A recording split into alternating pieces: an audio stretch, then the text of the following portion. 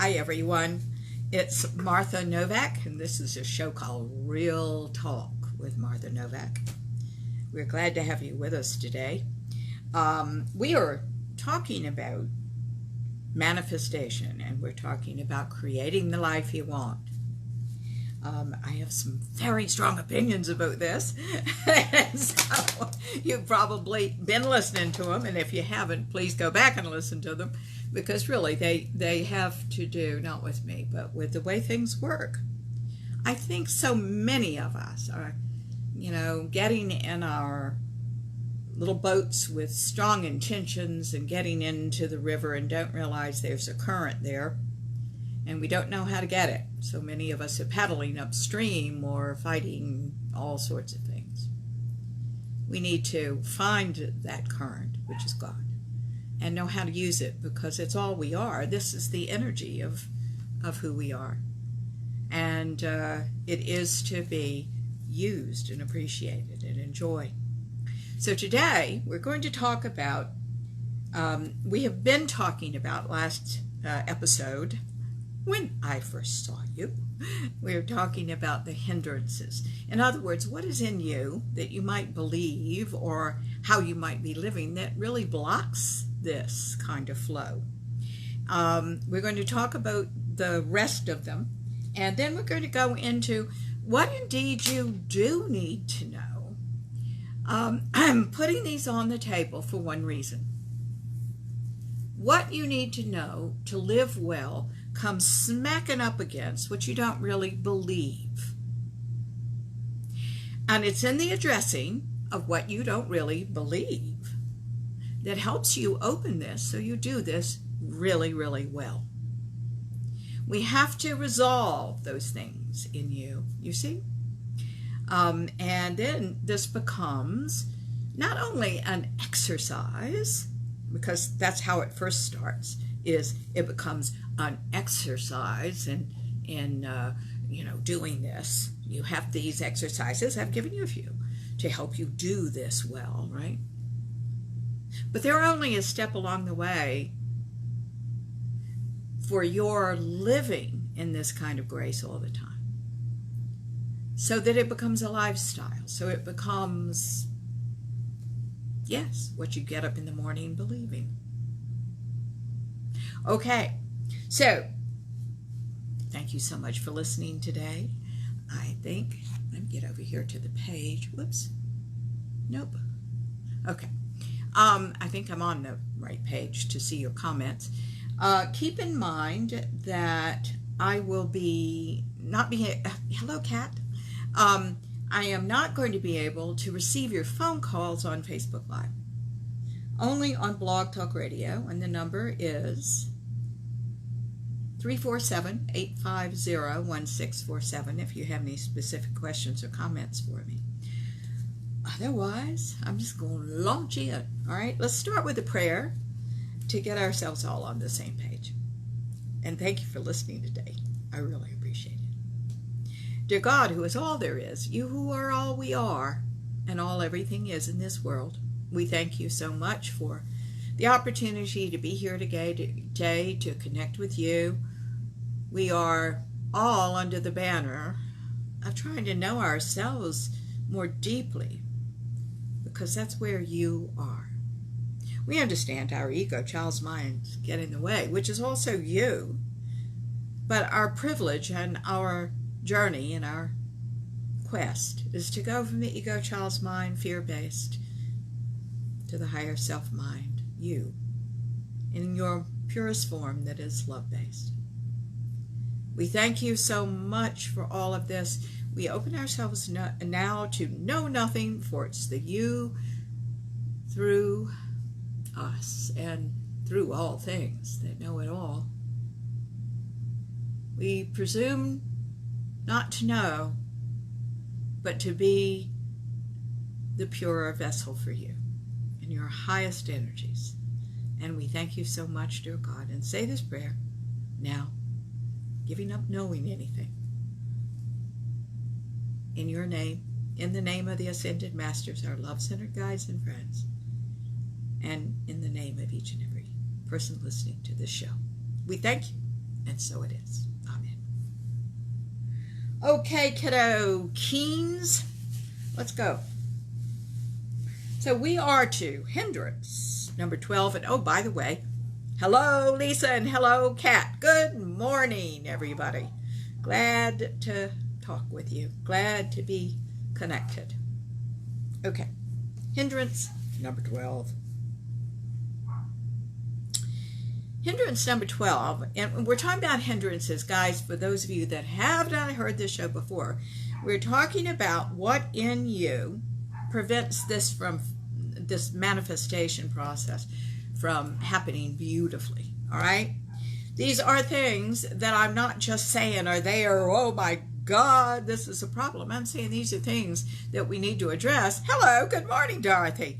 To get out of the way. Kids, this is a get out of the way time, right? If you're going to do this well, there's some things that all of a sudden manifestation confronts in us, in our ego child's mind. Because ego child's mind believes in lack. It believes in thwarts. It believes that life is hard and a struggle, that we're getting too old for this or that, it's filled with self-doubt and all of those old things that you're listening to a show like this to lose. So that we pump you up with how to do it and never tell you what to lose and how to lose it is unconscionable to me. We've got to address the whole thing. So that's where we are. Hindrance number 12 is having the mentality that we should get something for nothing. By trying to do this, we are declaring two important things. And by the way, they are completely against the manifestation process. Here they are.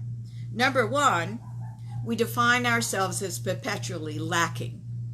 If we're trying to get something for nothing, we are saying to the universe, we are lacking. You cannot create anything out of lack. You understand that?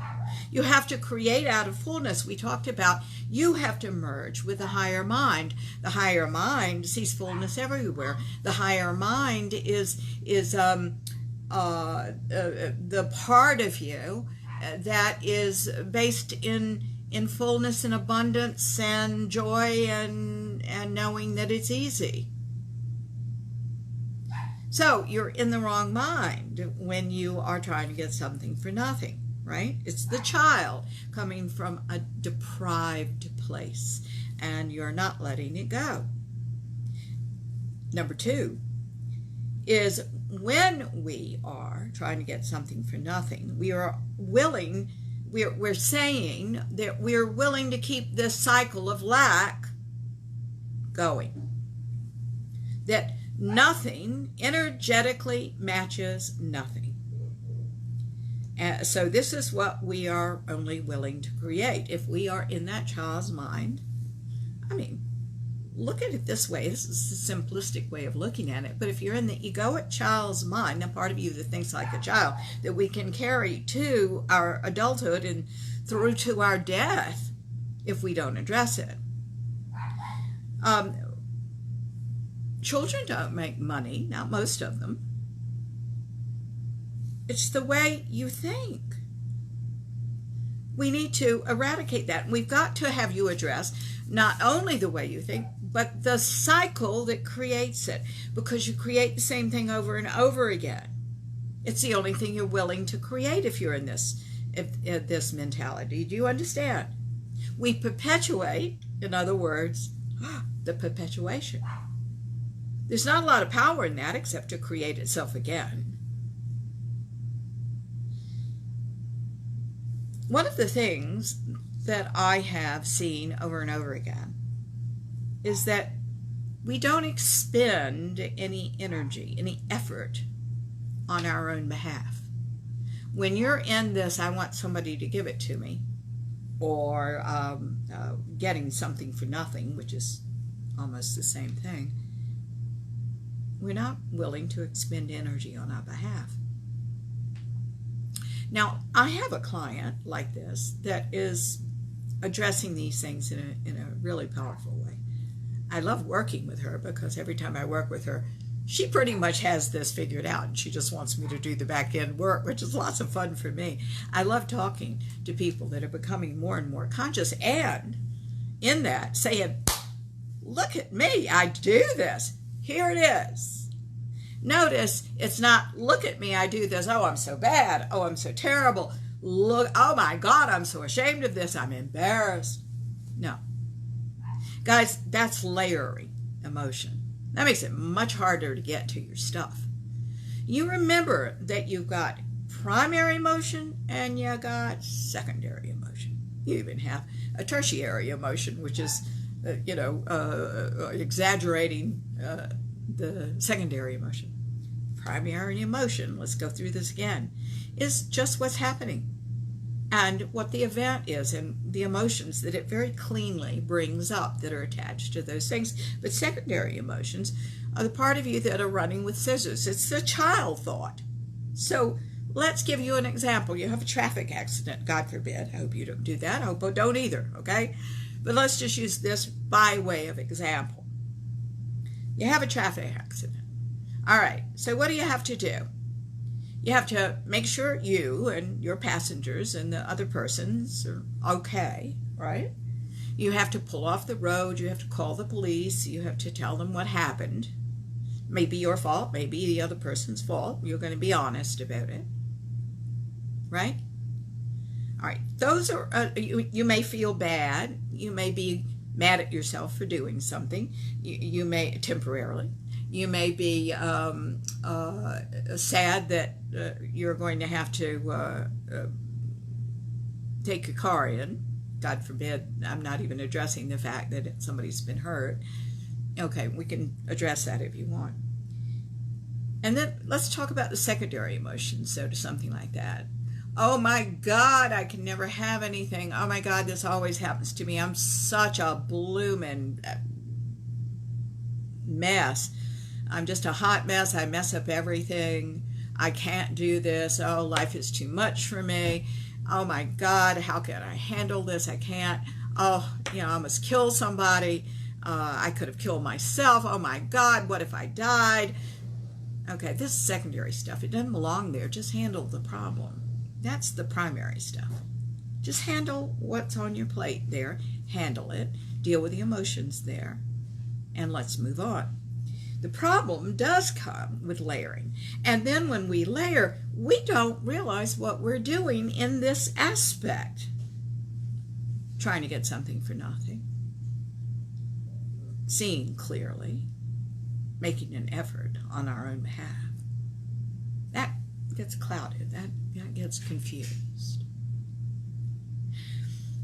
Confusion is an issue, and it's part of this, isn't it? Because if you weren't confused, you wouldn't have it.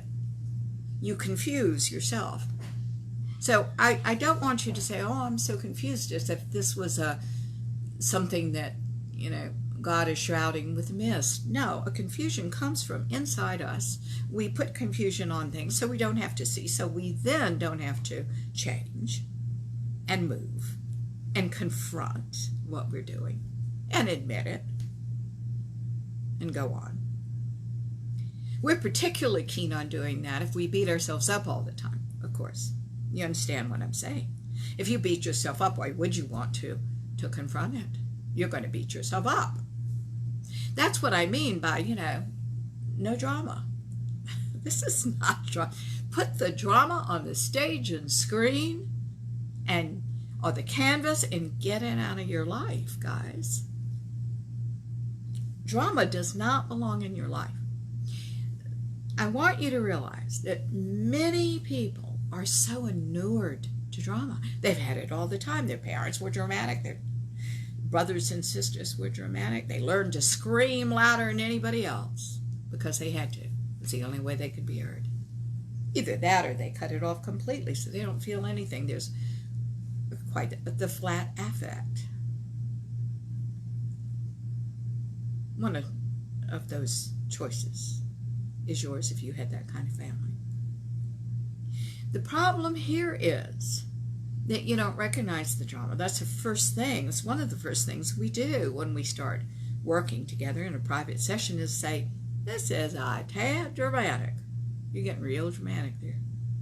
It's called the histrionic personality, and we've got to stop it, because this is a personality that lives in the secondary emotions.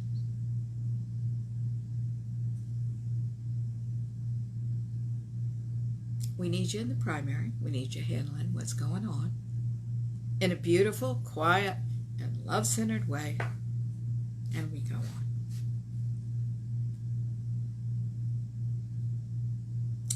So, one of the big things here that we're talking about is stop looking for someone else to do this for you and do it for yourself.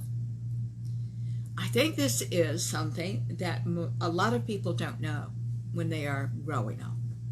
They look for somebody else to do it for them. Why?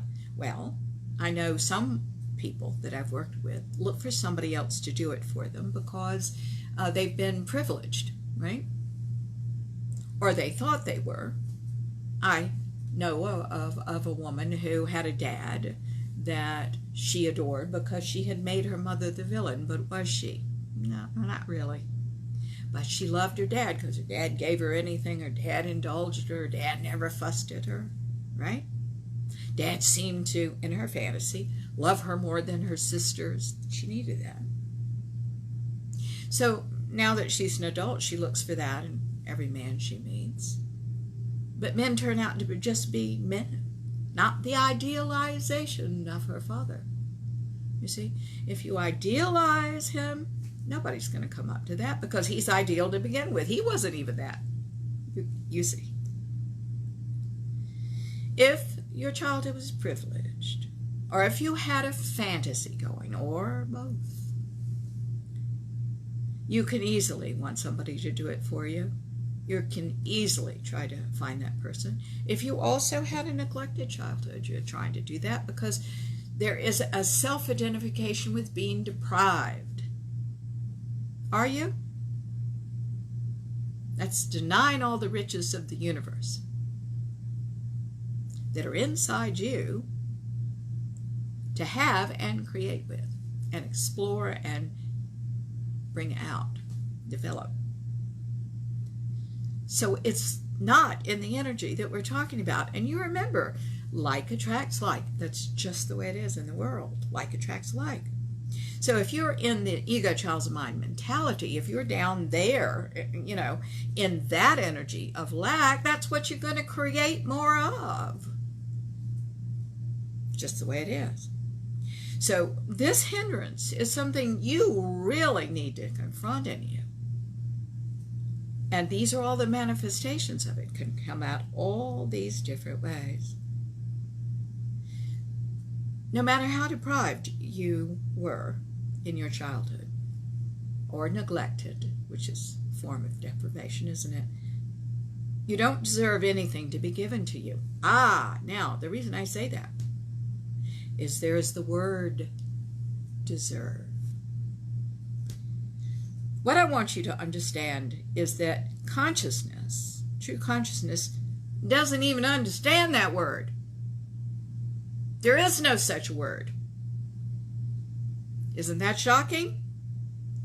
This comes from an old idea of God that if you're a good little boy and girl, that he might bestow something on you, that you then deserve it. There's no such thing.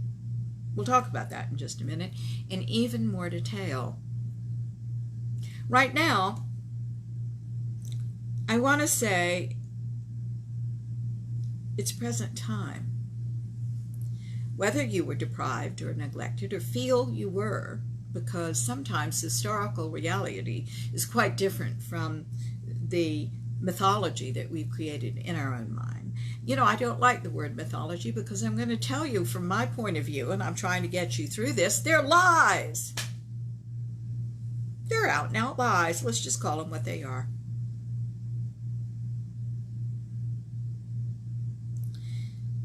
You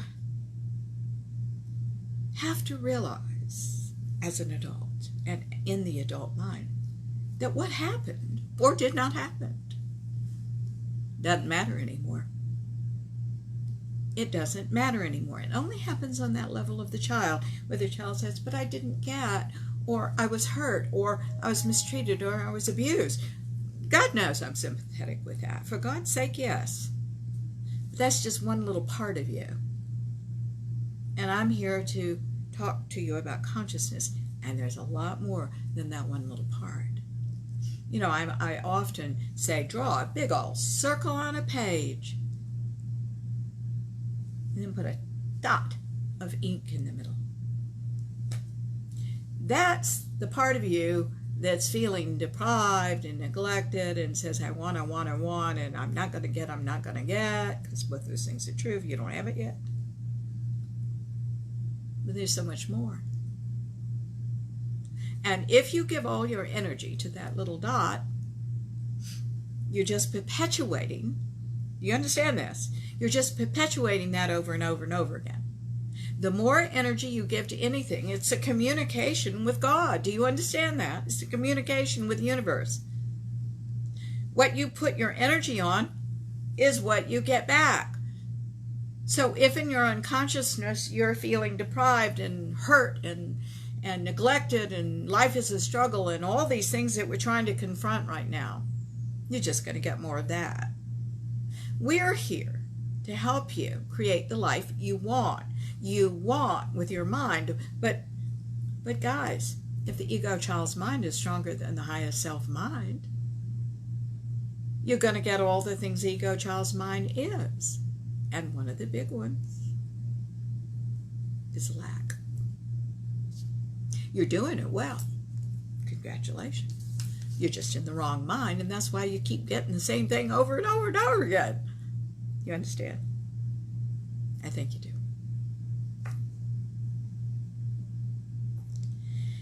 You know, it's so funny when you do this work, because you really find that you have so much in common when you are on the consciousness journey. You find you have so much in common with all religions, and that you have so much not in common with all religions.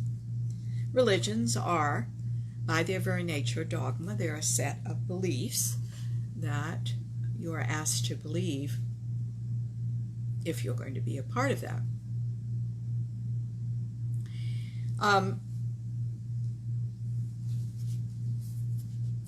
One of the things that I find interesting is I was reared a Presbyterian, and a Presbyterian is supposed to believe in predestination. Here's a case of, we all just went to church, but we didn't believe in that.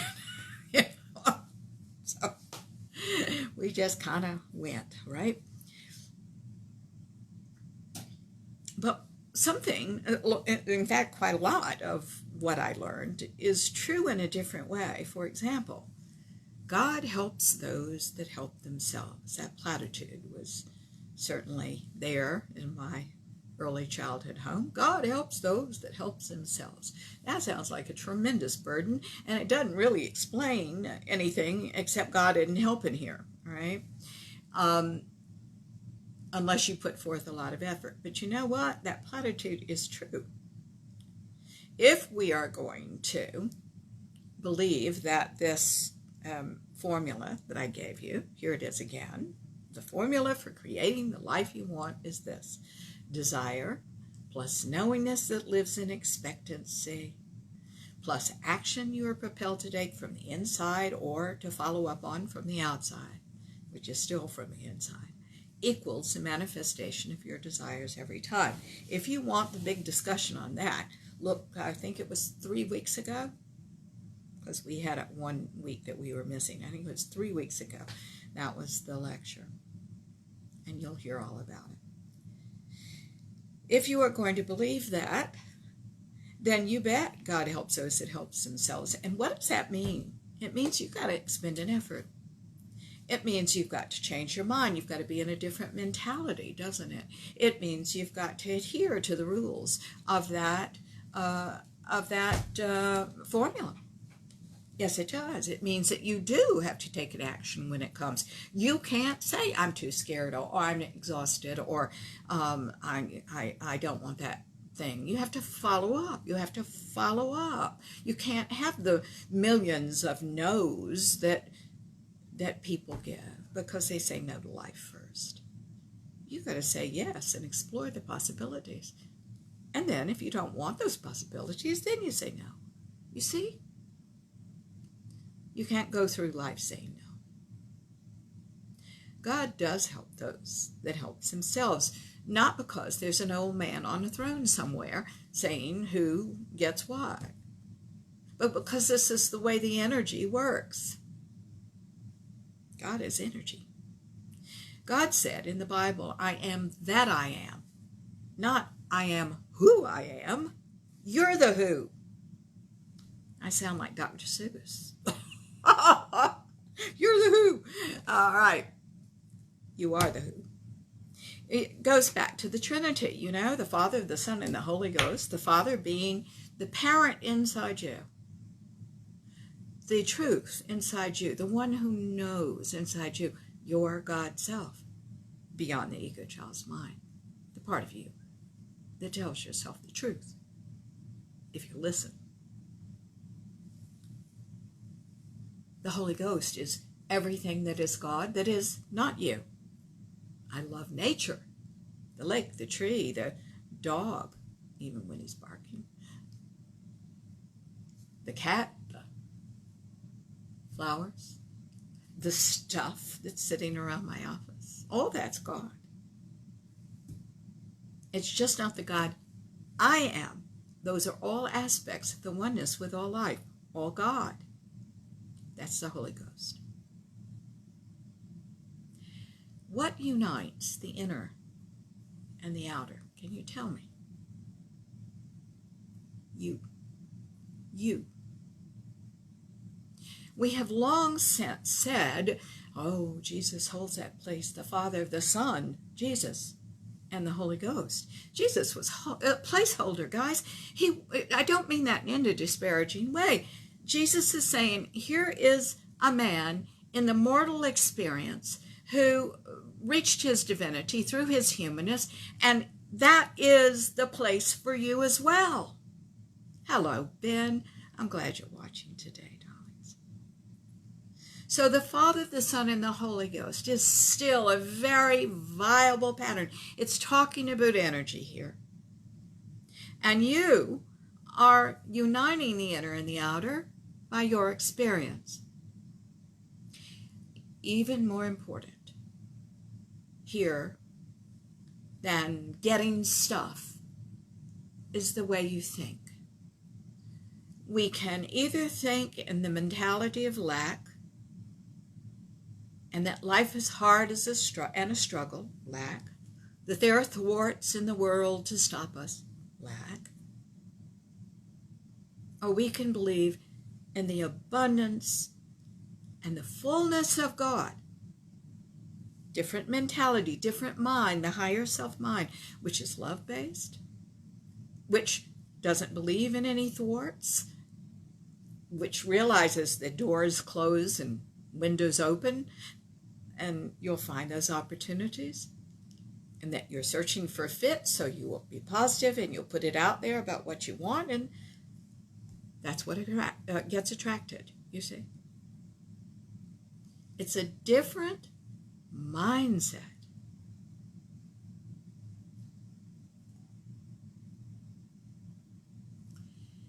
God helps those that help themselves. Interesting. That doesn't mean you can go in your neighbor's pockets, does it? And help yourself to their coffers. It means you have to help yourself to your own life. Do you hear me? You have to help yourself to your own life. I think that a lot of times we don't do that. We are waiting for somebody to give it to us. We are waiting, period. Waiting is a wonderful tactic not to get on with things. I can't tell you how many people I've heard through the years who never get on with things say, I'll do it my way. I'll do it my way. And they never do anything. It just means leave me alone. I'm supposed to know something else other than what you're showing me. And I understand that. And it's just fine. Oh, I'm so sorry about that dog. That dog, he's got to stop. I have a little poodle, and he's not getting enough exercise right now, and I'll tell you why. Little Martha is working on the book 24/7, just about, and he doesn't get as much walking and playing as he needs. So God bless him. When a squirrel goes by, squirrel, he gets very excited about that, and hence he barks through the radio show. All right, here we go. You know, I'm laughing about that because one of the things I have to tell you later in the show when we talk about, what you need to know, one of the things you need to know is that everything's perfect. Okay, we'll talk about that more in a minute. So, even the dog, perfect. So, I really suggest, concerning this hindrance, if this is something you recognize in you, and remember you can have a lot of something, a little bit. The point is to get rid of anything that's in the way, whether it is a lot or a little, right? Do put your time and money and effort into developing yourself. Find yourself, learn new skills, find new passions, contribute as much as you can, and live fully, because I'm going to tell you right now, happiness is in that energy. It's not in just getting everything you want materially. It is in who you become, who you are, what you're giving.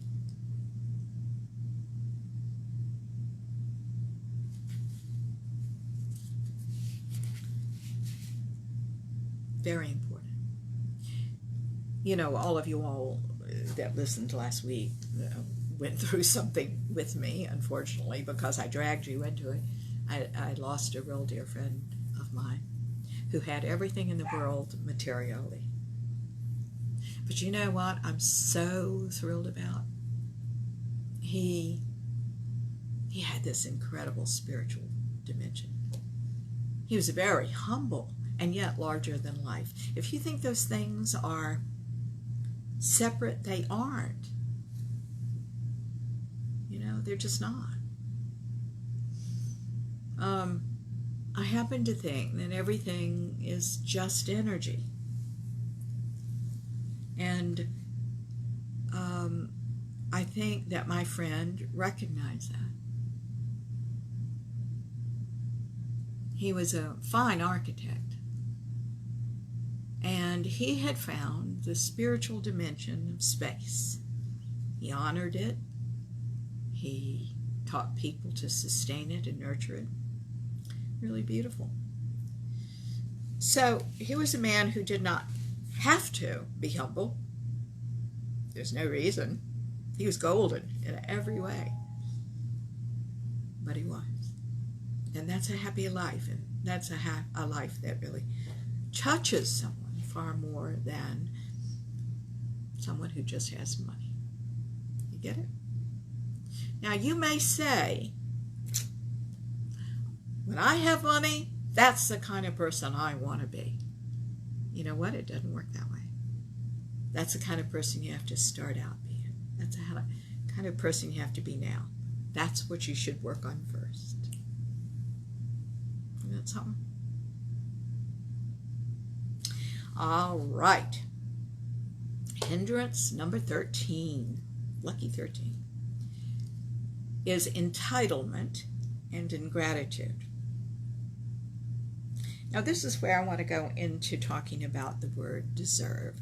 I mentioned earlier as we were talking that the word deserve isn't a word that registers with consciousness.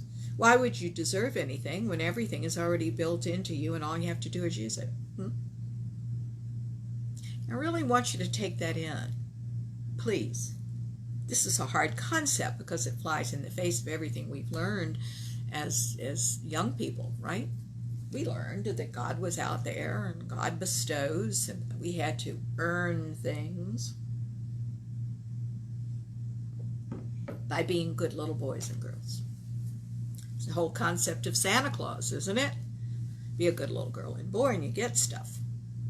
We think of God that way without awakening. The fact is, that's not at all the way it is. Every single thing, now listen to me, every single thing is in you. All the gifts and talents and abilities, the creativity, all the money, all the stuff, all the goodness, all the kindness, all the nobility, either way, all the crap, everything is in you. God's everything. The high energy and the low, the light and the dark, the good and the bad. Those are just your words from the egoic child's mind. God's everything. You're everything. Everything is in you. Now, which tool are you going to pick up and use?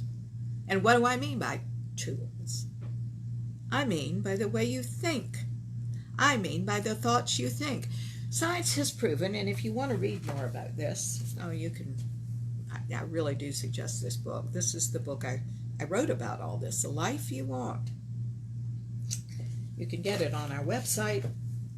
I think you can get it on Amazon, but go to our website. I know you can get it there. And that's marthanovak.com. The fact of the matter is, and I think they'll send you to Amazon. I don't know how it works. I haven't bought my own book because I've got some copies here. I should find that out, I suppose. Anyway, going back to this.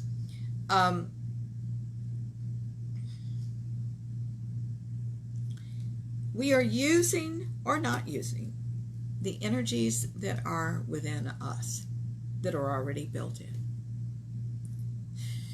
What we must do is confront the egoic child's mind. Now, do I mean that this is bad, a part of us? Absolutely not. And it's too easy to think that. You see, that comes out of the ego child's mind too. When we're little kids, we think in terms of villains and heroes. There are no villains and heroes, not really. No. Guys, I don't happen to believe in the devil. I believe in evil.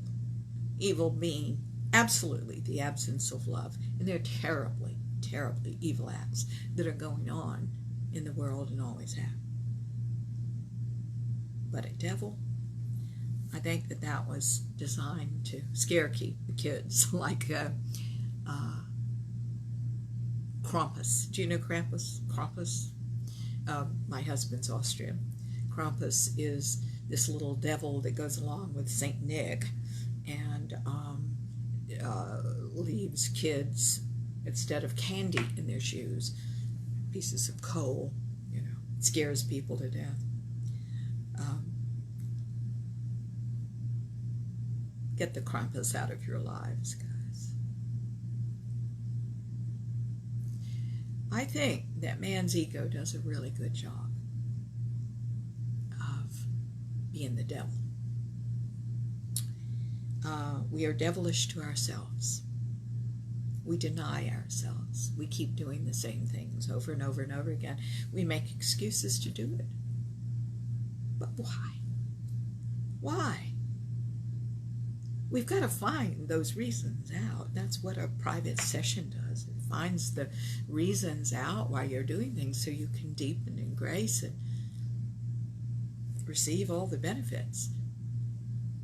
Receiving all the benefits is not something you earn by being a good little boy and girl. It's what you open to as your mind changes and opens and grows more deeper.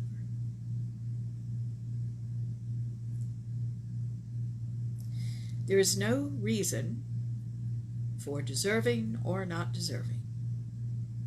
You are using or not using the energies that are within you, and that's where the truth lies. That's where the truth lies. By the way, as long as we're talking about deserving and not deserving, which is a silly thing to say. I'm going to also put on a table something else. This is a little off the subject, but this is such a silly thing, and it came up a couple of weeks ago, and I forgot to tell you about it, and that is old souls and new souls. That's the silliest thing I ever heard in my life when people talk about that. I know when people talk about that, where their mentality is, because they are judging people. I ought to tell you what mind this is, the ego child's mind, about being aware or not, about being conscious or not. They're putting themselves above things. There are no old souls and new souls. We're all the aspect of God we are. We were created as that. We are the aspect of God we are. Nobody's older or newer than anybody else. That's just plain silly. But here's what is the truth. We're all on our own journeys, our own spiritual journeys.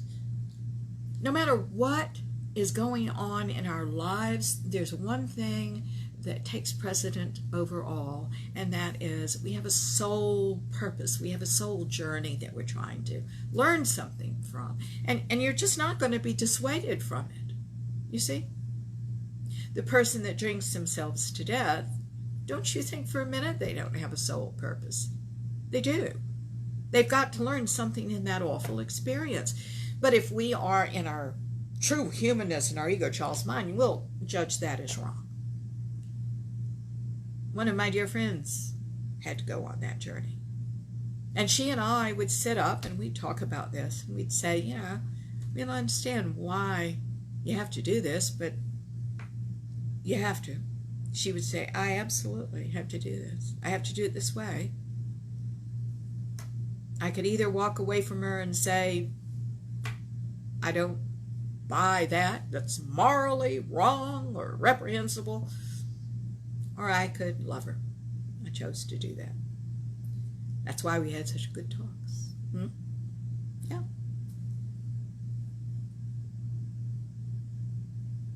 All right. That's a old soul and new soul thing. Let's talk about entitlement, because it goes along with certainly what we're talking about deserving. Nobody's entitled to any more than anybody else. We're just not.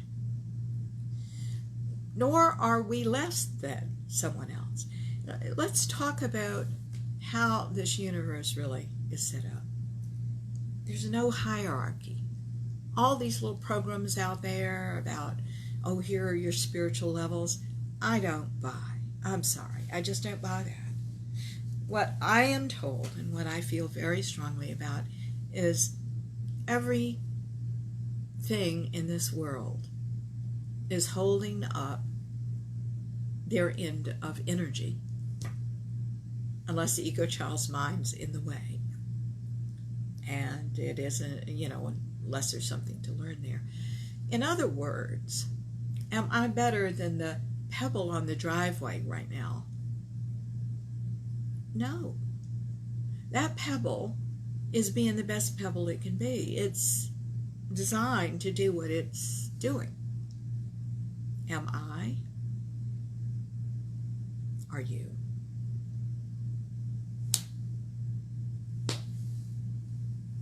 You understand?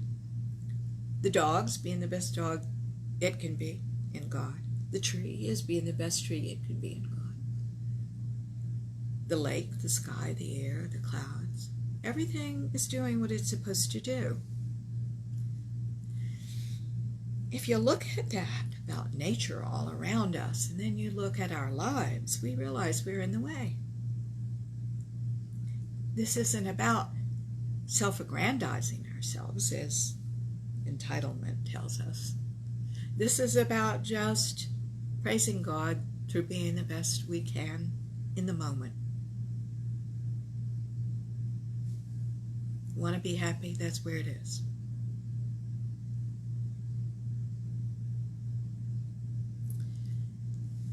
This comes up sometimes when people are talking about their work. I want you to know that the standard work format of president, vice presidents, secretary, treasurer, blah, blah, blah, blah, blah, all down, is a hierarchy based on our understanding in the egoic child's mind. Our old idea of thinking about the family, the traditional family, is that way too, isn't it? It's from the ego child's mind. There is our hierarchy.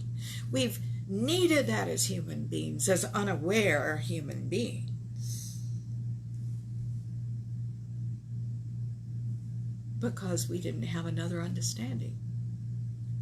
But suppose everyone is the same. Suppose you work in a company and you are the same as the president, no matter what your job is, but you know that this is the leader, not someone better than you.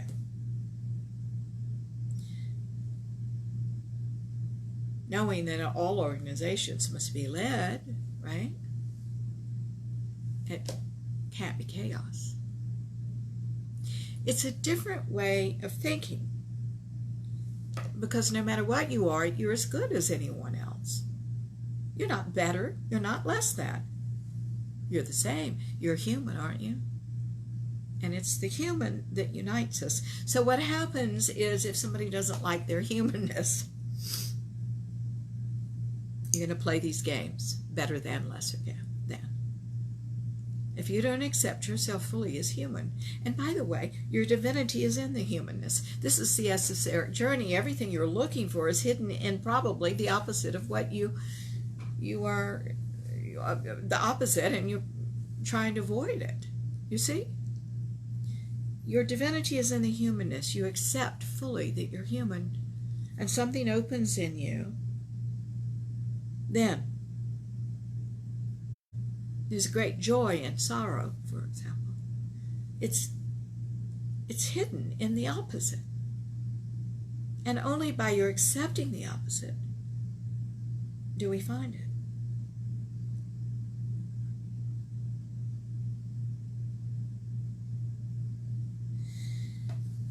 The thing that I want to put on the table to you is, as you open, not earn, as you open to these things on deeper levels, you're going to find talents and gifts and abilities that you have not ever known you had.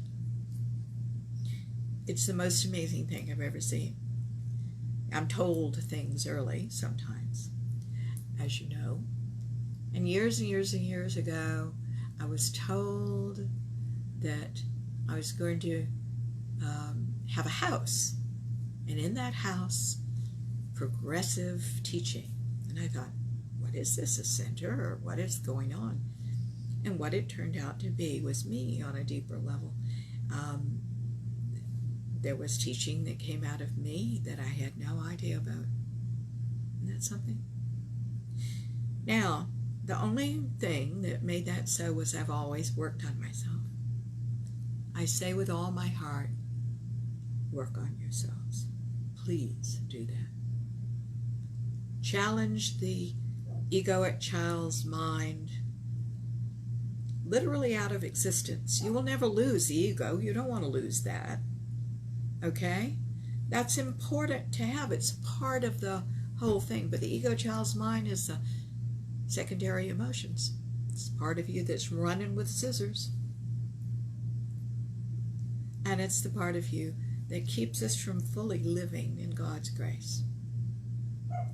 It needs to be looked at, confronted, changed.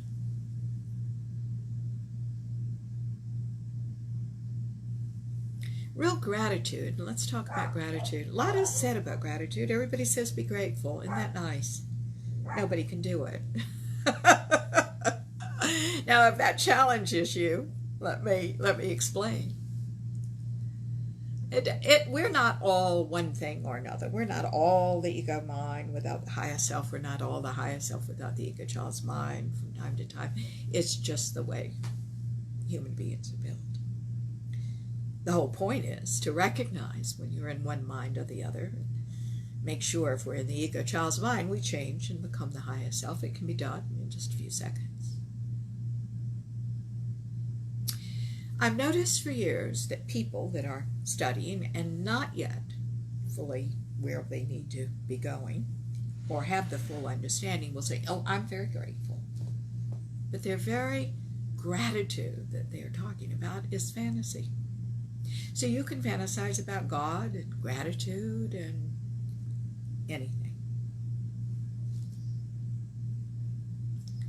Fantasies are its own reward.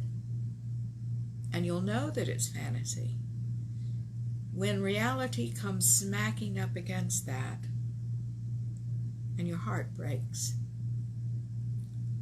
It's a call, isn't it?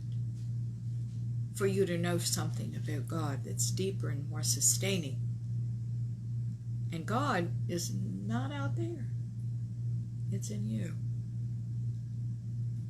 This can't be a fantasy, ladies and gentlemen. And gratitude, which, by the way, is one of the things, in my opinion, that keeps everything going. It keeps everything going. If you want to have a system working for you in consciousness, gratitude is the program.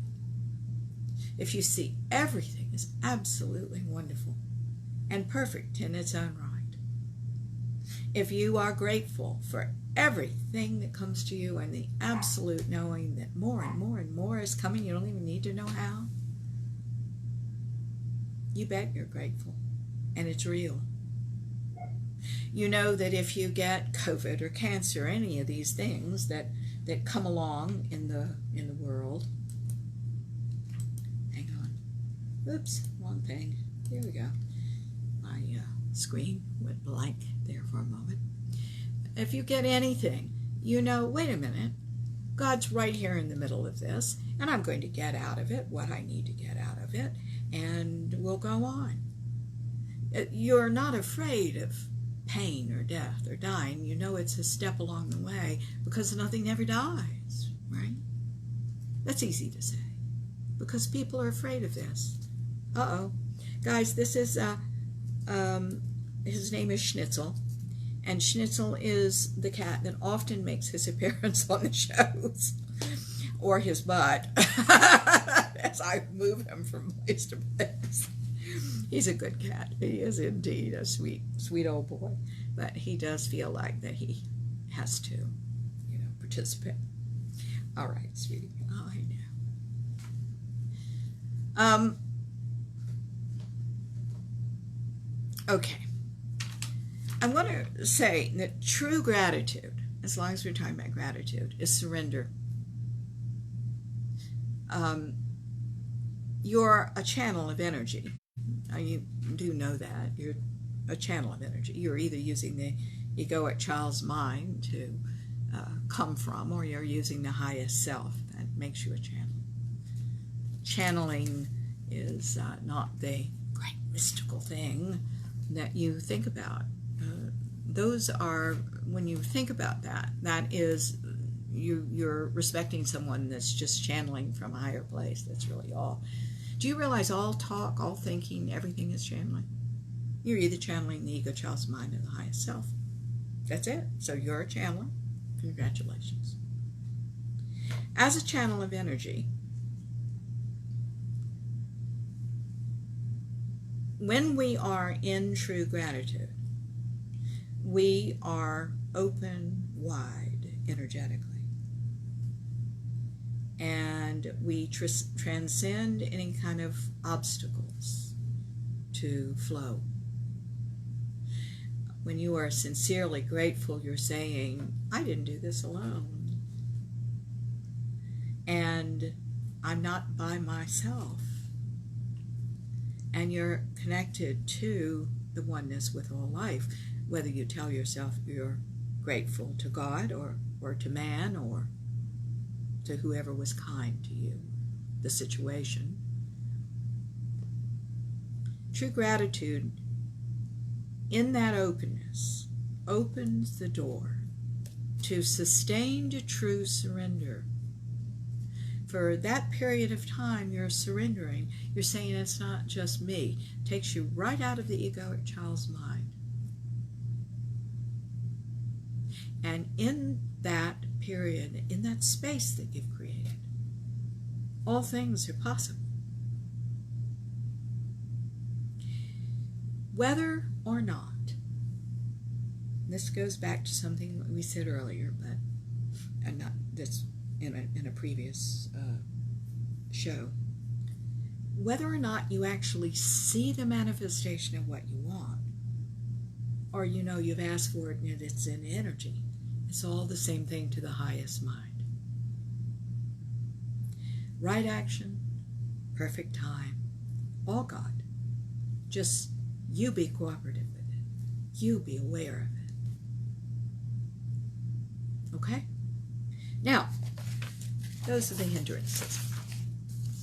What's our time like? Okay. 34 more minutes. I'm going to go into this other part. How about that? Here we go.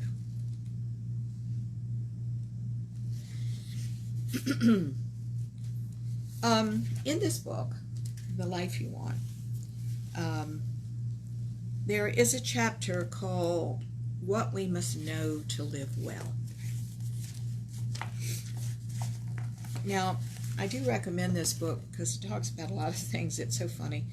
My group, I have classes. If you're interested, please contact us through the website. My students are all wonderful people, and they are, of course, going through transformation. And they've been in consciousness studies, many of them, for many, many years. And they'll all tell you that at one point, or at many points, I'll say, go back to the book. Go back to the book. You won't feel so alone if you'll go back to the book and you read what I said about this. Then you'll know you're not alone. So for God's sake, if you're interested and you're on this journey, get this book. The first read, you probably won't understand it. And that's something. The second read, you'll understand more. The third read, you'll understand even more. And you don't have to read it all the way through. You can read little bits and pieces. I say dog-ear it to death. You know, it's so funny. I'll read fiction on my Kindle, but by gosh, I need a hard copy in my hand when I'm learning something. And I want to, and I'll go through and I'll highlight things and I'll make notes in the margins and I fold the pages down and I completely ruin books. But it teaches me something, you know, what I am studying. When I go back and I look at it, I'll see those words and I'll go, oh my gosh, look at what I was struggling with a year ago and what I'm not struggling with anymore. You see? So there is a chapter, and I want to really talk about that. Darling, I know. Afterwards, we'll do something. The things that are in this chapter that I say, what we must know to live well, are things that you will know fully in consciousness. The reason it's important to talk about this right now is that it's extremely important for you to say, I don't know that yet, or I only know that halfway, or I know a little bit of that, but most of the energy is in the ego child's mind, and I don't know this. And for you to even to write down what you're struggling with. You know, I think the ego gives us issues over and over and over again because we're not paying attention. So what if, here's the first one, God is everything and God is all you are? All right? So what would you do with that? Here's how to heal yourself to a certain level, okay? Write down, God is everything and God is all that you are. And now, tell me what's wrong with that sentence. If that sentence is true to 100%, in your ego child's mind, what's wrong with that? Let's do this exercise together, all right? God is everything and God is all you are. Or let's say God is not the woman that sits next to me at work and harasses me. God was not my father who used to yell at me. God makes everything nice. And so when I'm faced with something not nice, God's abandoned me. Let's find out why that sentence isn't 100% correct. And every single thing you're going to say about it is in the ego child's mind. Now, because your body does not want to change, remember, the ego child's mind is in control, so it's saying change is bad, and the reason you're alive is because I put limits on you.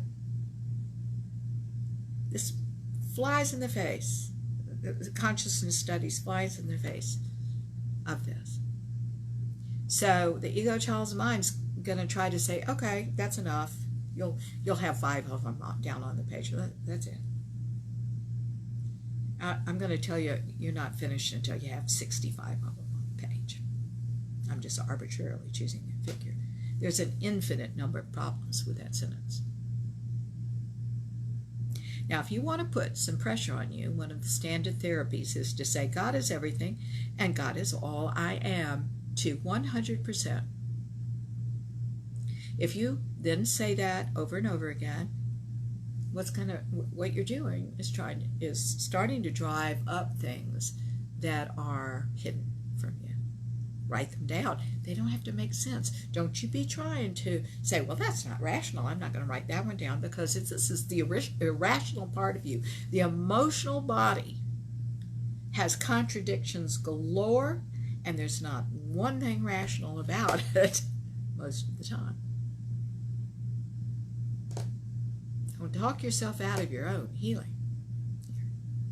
Find out why you don't agree with that sentence. Find out why.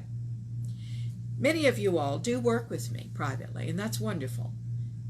Then you write that down and you give that to me in a session. Those are the greatest access keys for me. I'll go much deeper than those to try to free you.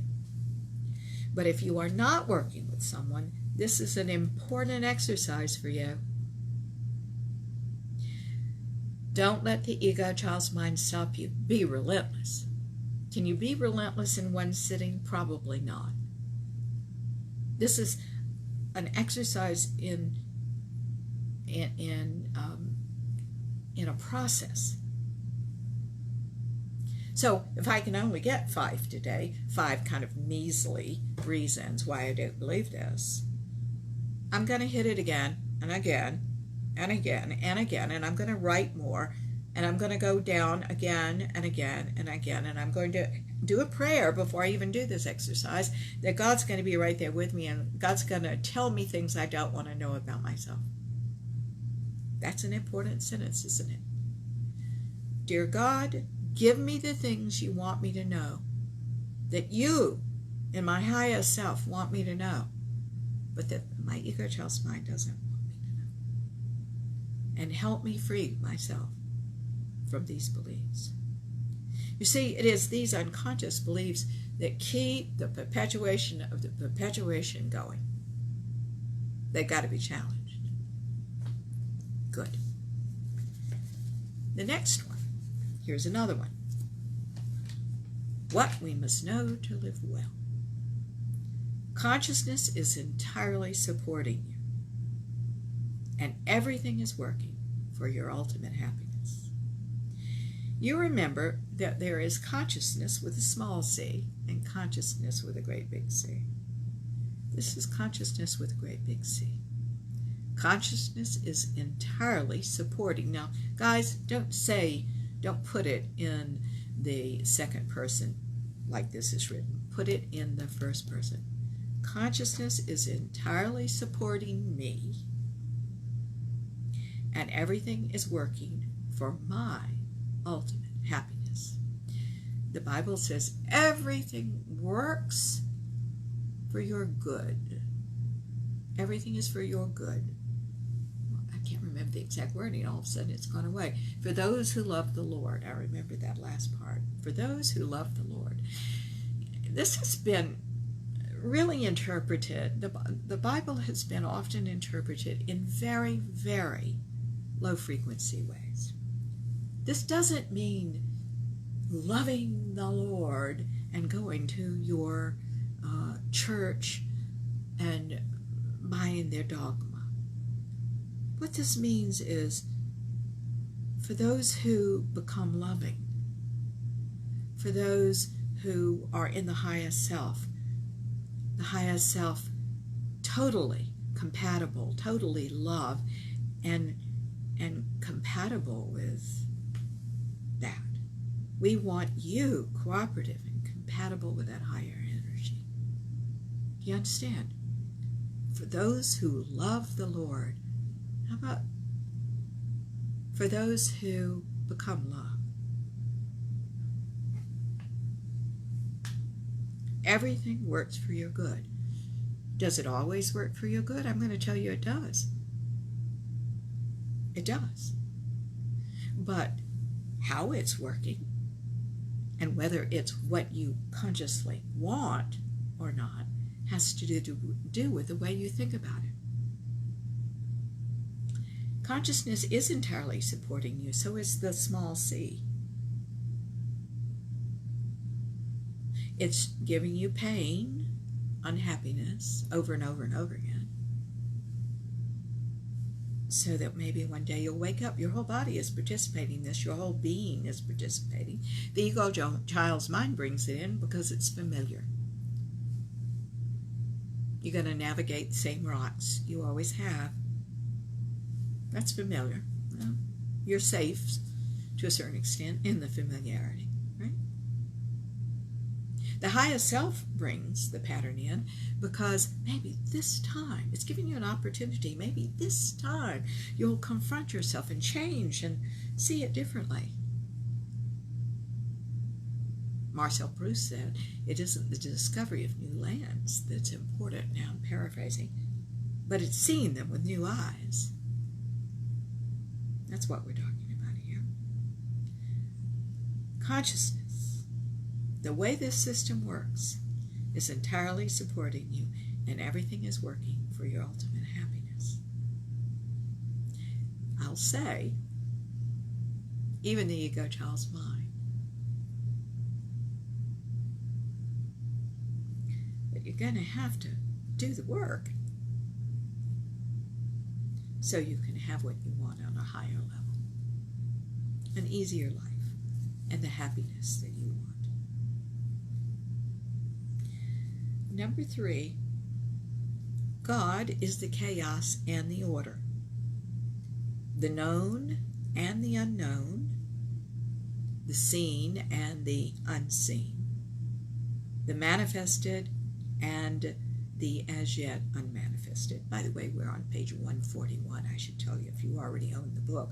I think a lot of you do. So, God is the chaos and the order, the known and the unknown, the seen and the unseen, the manifested and the as yet unmanifested. Let's talk about that one. God is the chaos and the order. We have to realize that flies in the face of our ego child's mind that tells us God is there in the good times when nothing hurts and when things are great, and not there in the bad times when things are painful. God's been everything. God is everything. If I have the flu, God forbid, which I'm not going to get, but if I had it, God is that and right there with me, and I'm supposed to get something out of it. I'm supposed to rest. I'm supposed to succumb, or something happens, you see. But do I believe that this was just my bad luck? Or that somebody gave it to me out there and I'm a victim? No. It's all perfect. No. Everything that happens is supposed to happen. Now, what is your mind going to do with that? You can judge it, you cannot judge it. What's your mind going to do with that? Judgment is created by the ego child's mind. Acceptance is created from the highest self. That doesn't mean you have to like being sick. It means you have to get out of it what you're supposed to get out of it. You understand? We can't go through life feeling like we're being victimized. I mean, that's just silly. We're not. We're actually choosing these things in an unconscious way. You're not doing anything wrong. Listen to me, you're not doing anything wrong when you get sick. Not at all. But it is something that you're supposed to learn from and explore, accept, so you can get those things done.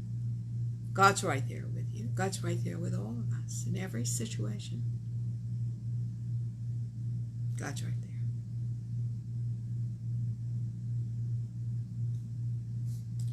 So God is the chaos and the order. Chaos is just change. It's us as human beings that put the negative spin on chaos.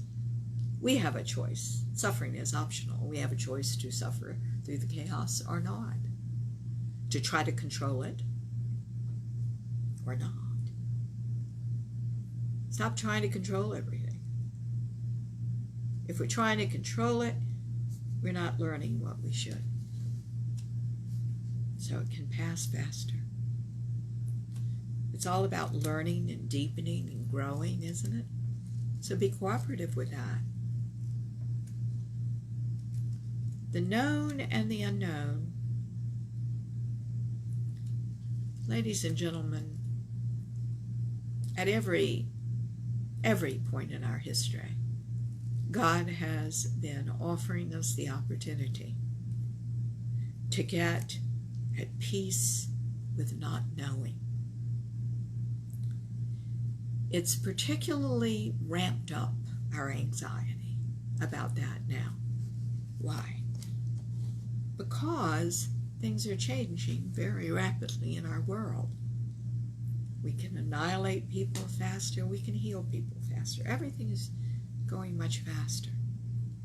So here comes our anxiety that gets very, very, very scared. I just saw that we've got a caller. If you are a caller, I'm going to come to you at 267 and put you on the air in just a moment. Let me just finish this point, and I certainly will do that. My screen goes dark so from time to time, so if I don't see that it's dark, I don't see to turn it on and see I have a call.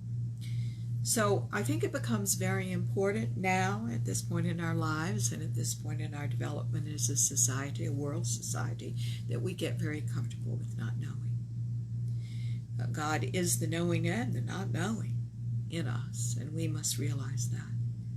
And if God is in control of everything and we are cooperative with that energy, we're going to be all right. Life does happen.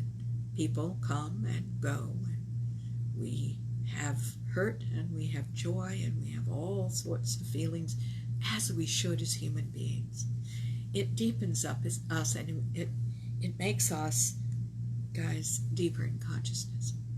We can't run away from pain. Pain teaches us something, right? So all of you that are controlling your world are doing a terrible disservice to you ultimately, and we've got to have you show this to you so you can get stronger and you can stop that, so you can put your emphasis on what you should, which is deepening the self, allowing everything, experiencing it, teaching what you know, helping people, helping yourself.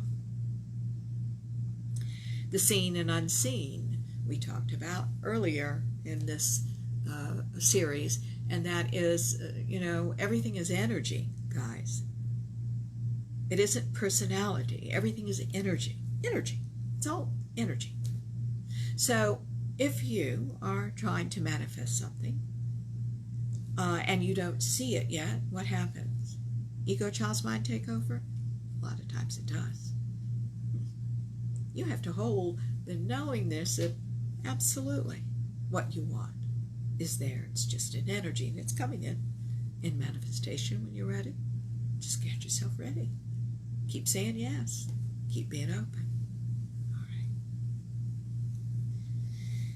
And that is the manifested in the as yet manifested as well.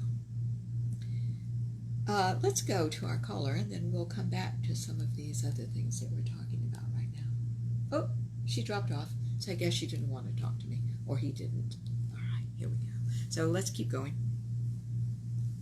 The next one, what we must know to live well.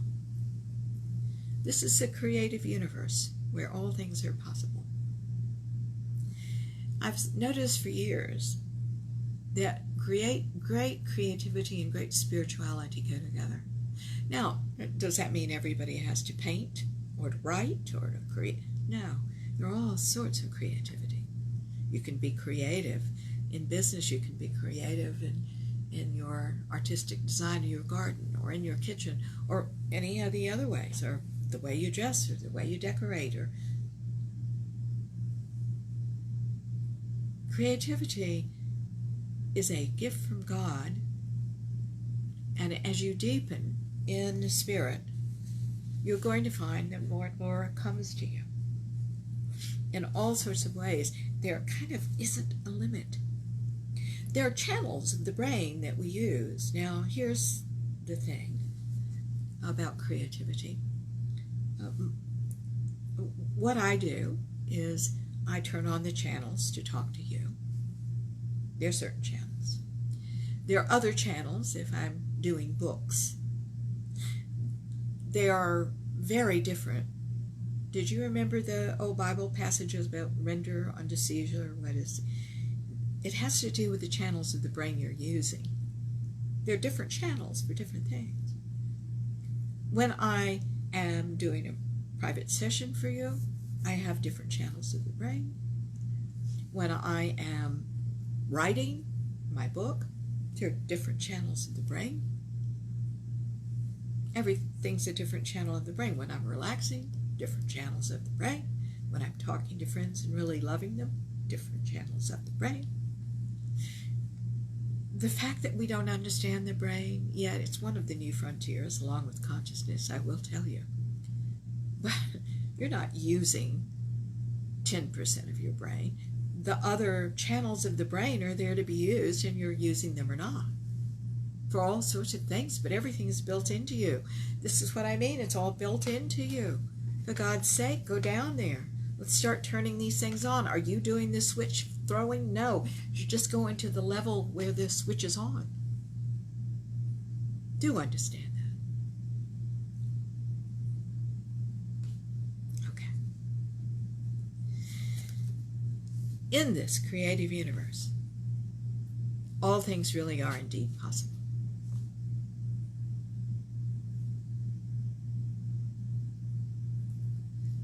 No obstacles other than the ones you throw up yourselves. I remember a man challenging me years and years and years and years ago. He was a good teacher for me. And he said something to the effect of, so you're saying that if I was standing in the desert and wanted to manifest an elephant there, I could do it. I said, no. He said, well, that's what you're saying. I said, no, that's not what I'm saying. We all have the predilections. We all have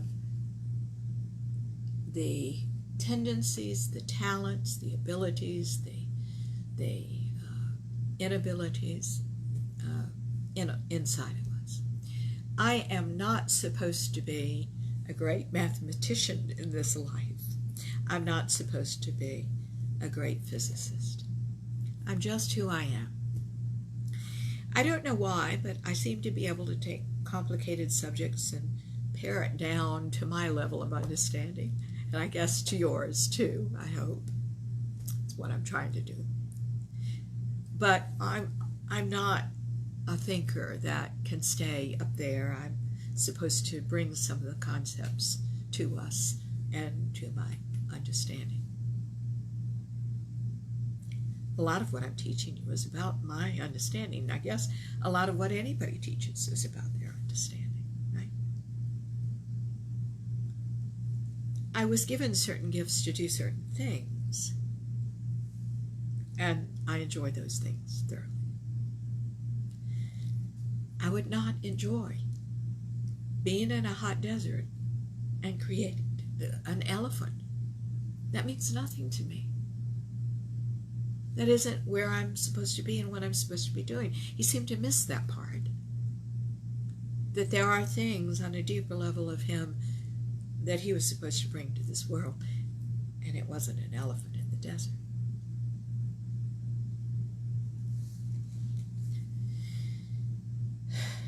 This is a creative universe where all things are possible, according to you, according to the grace that you were given, according to how you were made.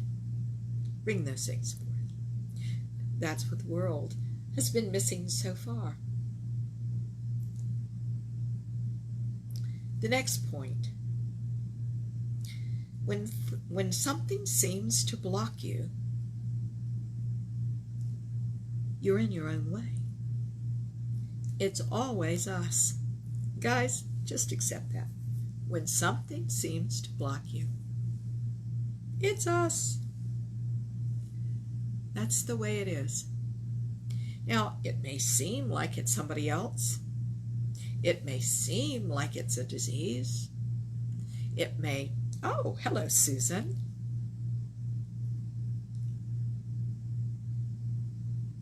Aren't you sweet to say that? Thank you, Susan. That means so much to me. She is saying, I hope it's all right, Susan, for me to read some of this. Susan was saying that sometimes folks make this kind of work a little hippy-dippy for people's understanding, for her understanding. And she said that this is more practical teaching. You're dear. That means so much to me, Susan. You know, I've been through those teachings too. And I think that as I was coming along in my own development, and certainly in what I did for a living as an actor and as a teacher of acting for a long time in my early days, I was very in touch with energy, and I just couldn't understand some of the things that I was being taught relative to energy, and I didn't understand the energy fully, and who knows whether I still do or not, but I've needed for me to find that practicality. It's not enough to say, be mindful. Guys, we can't be until we are. There's some things that have to be put in place first that we have to understand about ourselves. You're very dear to say that to me. And I'll tell you what I really so appreciate. I'm always hoping that I'm getting to you guys. You know, my mother, I had the greatest mom. But you know what her main note was to me when she was reading anything I did, or when she was hearing me lecture or anything, she was saying, you're talking over people's heads. And I'm always aware of not wanting to do that, and yet I am supposed to be, you know, I'm supposed to say what I'm supposed to say. So thank you, sweetie. Okay, let's go back to this. When something seems to block you, you're in your own way. You know, guys, it takes an awful lot of courage to say that. It does. Oh, it's so much easier to blame other people. It is so much easier to blame other people than our own understanding, our own thought that may tend to victimization, our own inability to be accountable, and just to say, I did it, right? Thank you, Fabiola. You're so sweet. She said, I've been very clear. You've been darling to say that. Thank you so much. You guys, you have no idea. This means a lot to hear. You know, I am so trying to be clear. Sometimes I have my days that I'm not, I think. But that's everybody, right? Okay. If we accept when something seems to block you, you're in your own way, if we will just go on and accept that as a condition of our humanness, our next thing to look at is then what the hell is it that we're blocking? Thank you, Fabiola. She says it resonates. Yay! What a pretty name too. The next thing that we say, if we accept that it's us, okay, it's us, the next thing we do is, well then, what am I doing, right?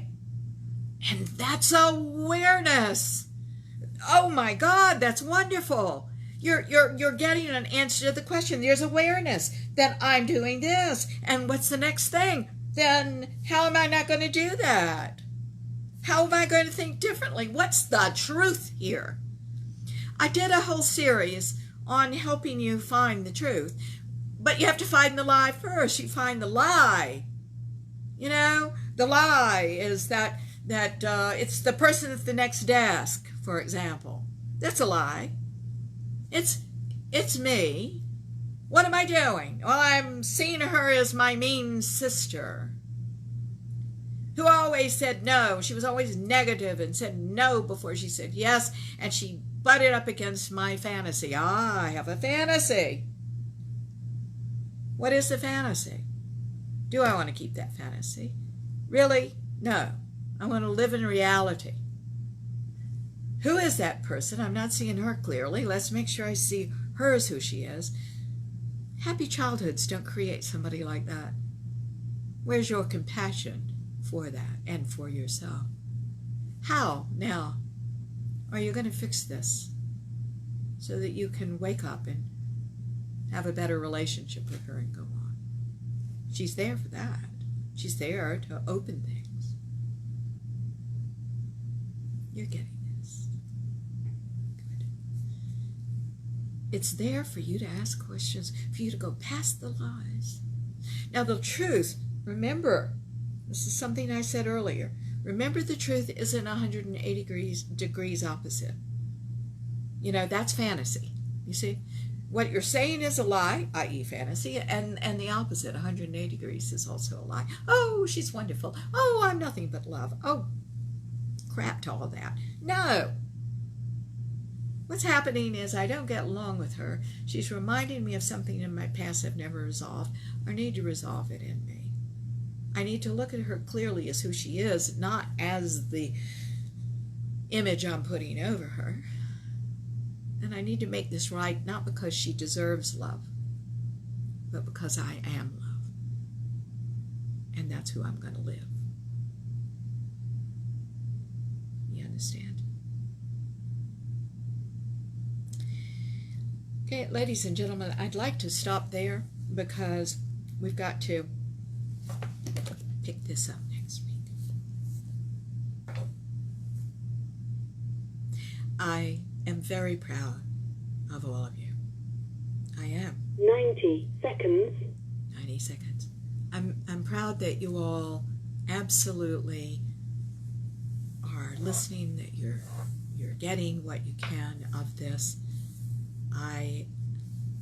That's not everybody. So, good for you. Keep going.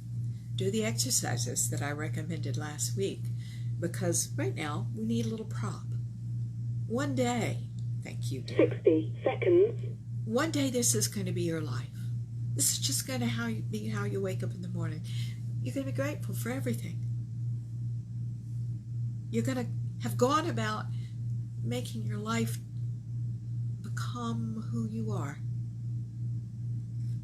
If you want it changed right now, start the process.